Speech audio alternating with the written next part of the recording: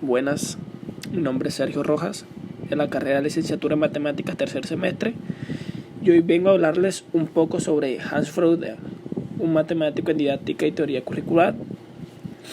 Para arrancar quiero mencionar que durante su vida profesional los puntos de vista de Hans contradicen casi todo abordaje contemporáneo de reforma educativa.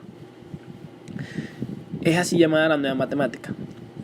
Los objetivos operacionales, la rígida forma de evaluación, la investigación cuantitativa, empírica, estandarizada, la estricta división del trabajo entre investigación curricular y desarrollo, o entre desarrollo e implementación. Didáctica, teoría curricular y freudental. Aunque sostiene que las teorías curriculares, tal como la desarrolla los didactas en Estados Unidos y Europa, conciernen a las mismas cuestiones, hay notables diferencias entre ambas aproximaciones.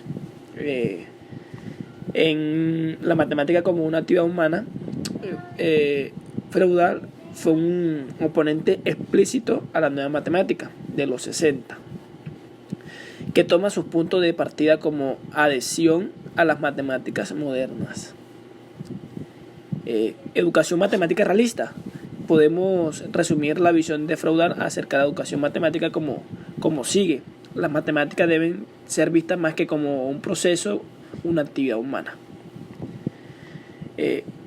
Fenomenología didáctica.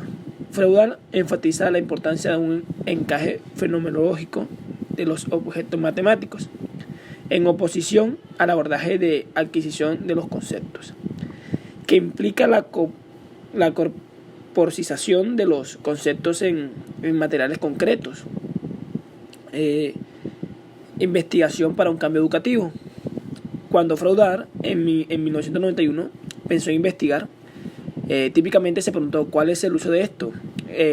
Invariablemente se contestó el cambio.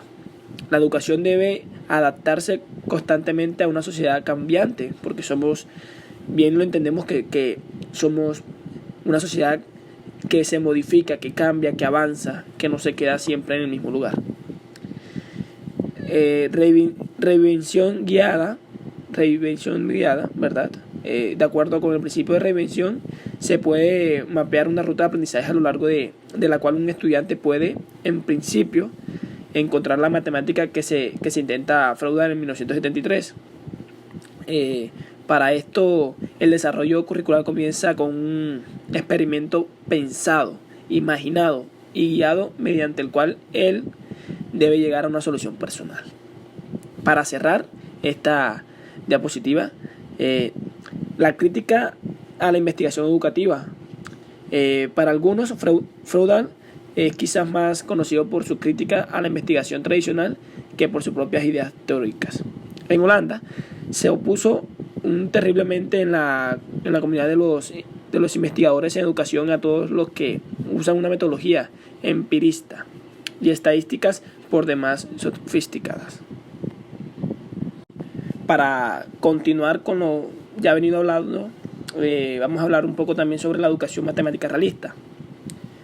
Es una corriente que nace en Holanda, ¿verdad? Como reacción frente al movimiento de la matemática moderna de los años 70 y al enfoque mecanista de la enseñanza de las matemáticas, generalizando en ese momento en las escuelas holandesas. Este enfoque se basa en las ideas y postulados de Hans Freudal de 1905 a 1990, el cual fue un matemático y educador alemán que desarrolló la mayor parte de su trabajo en Holanda, en la MR, o sea, la educación matemática realista. La matemática se debe ser conectada con la realidad, permanecer cercana a los estudiantes y ser relevante para la sociedad, a fin de constituirse un valor humano. Esta es una teoría específica de instrucción para la educación matemática, centrada en dominios. Debido a la necesidad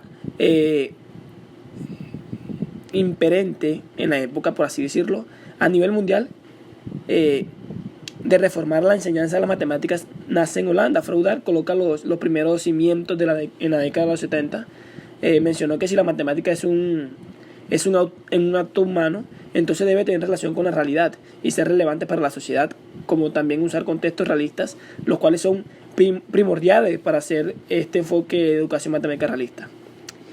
Esta tiene varios principios. Está el principio de actividad, principio de realidad, principio de reminiscencia guiada, principio de niveles. En este principio de niveles hay dos matematización, la horizontal y la vertical. También está el principio de interacción y el principio de interconexión. Ya para cerrar, voy a hablarles algo breve sobre el análisis fenomenológico.